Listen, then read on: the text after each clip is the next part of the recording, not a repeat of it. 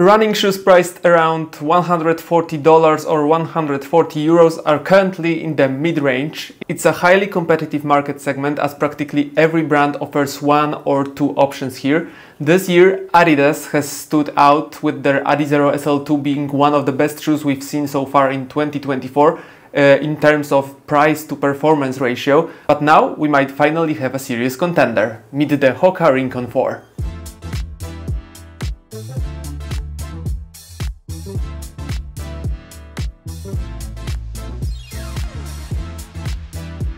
Hi, I'm Michał, an amateur runner with a real passion for running shoes. On this channel I review gear, shoes and cover various running related topics, so if that's something you're interested in, feel free to subscribe and comment, it really helps me reach new people. Thanks! Before I get into my thoughts on running in the Hoka Rincon 4, I want to mention that I received these shoes from the manufacturer, but no one has influenced my opinions and this video has not been seen by anyone before you.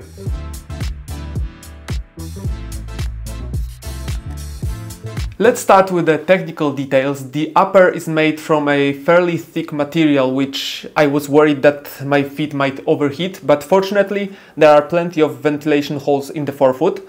The heel counter is stiff and hard to bend. Inside it's lined with a soft plush material, which means your heel is held securely, but also comfortably cushioned. The tongue is of medium thickness and not integrated with the upper. It's mainly held in place by the laces.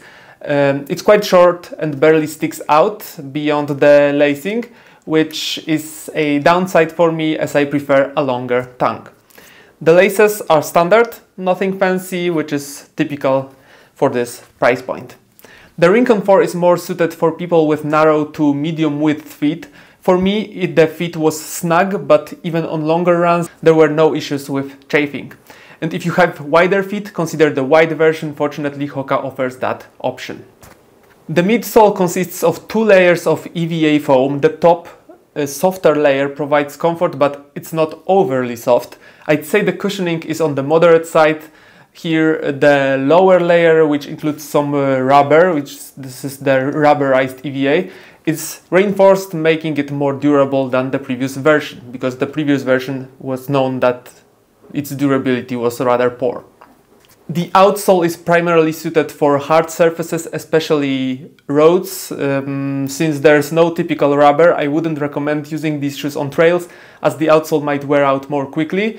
After 100 kilometers, so it's around 62 miles, I noticed the tread here is a bit worn out, though it didn't affect the running feel. The lack of rubber also affects traction, especially in the rain. I felt like I was slipping more compared to other shoes in this class, like the New Balance Propel V5 or Adidas Adizero SL2. The midsole has a 36mm stack height in the heel and 31mm in the forefoot, which gives us a standard Hoka 5mm drop. The size 42 EU or US 9 weighs 228 grams, which is 8 ounces, and in my size 45 1/3 or US 11 it weighs 258 grams, which gives us 9.1 ounces. Really great result for a training shoe.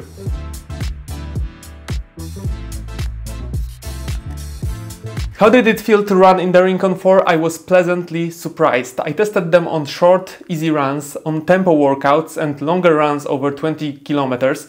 They performed well in each case, of course, considering the price. On easy runs, they're comfortable and lightly cushioned. On the softness scale, I would place them somewhere between the Brooks Ghost 16 and Adidas Adizero SL2. The cushioning is nice for easy running, but also encourages you to pick up the pace when you need it. On faster runs, the Rincon 4s impressed me even more. They are lightweight and the foam is fairly responsive, making running more enjoyable. Every step feels dynamic and your muscles don't tire as much as they would in more standard shoes. And I can't wait to test the Hoka Max 6, because if it's even better than this, that's going to be a hit. On long runs, the experience is similar to shorter distances. The longer run I did in them was 20k. I could have gone another 5 to 10k, but due to the nature of the cushioning, I wouldn't recommend this for regular long runs. The Rincons are perfect for everyday training and intervals, with long runs being more of a bonus. These shoes are neutral and don't offer much in terms of stability.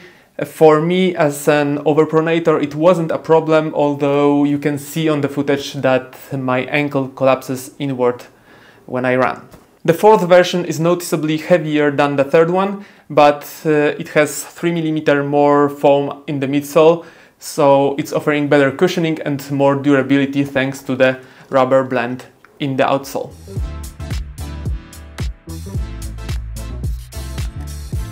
How do the Rincons fit into a shoe rotation? If I were to build a rotation based only on Hoka shoes, it would look like this. For fast workouts, I would go with Hoka Mach X2 with a PIBA plate. For long runs, I would choose Hoka Skyward X. For races, I would look at two options, Hoka Rocket X2 or Hoka Cielo X1.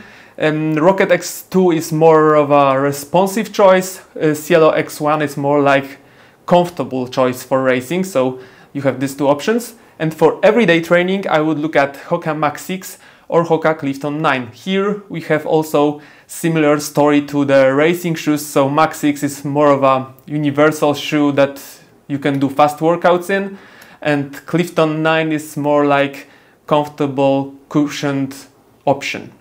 And where are the Rincons? The Rincons are more of a budget version of the Max, I would say. They cost around $15 less and offer similar experiences. So if you want to save some money, they're a solid choice for your daily trainer.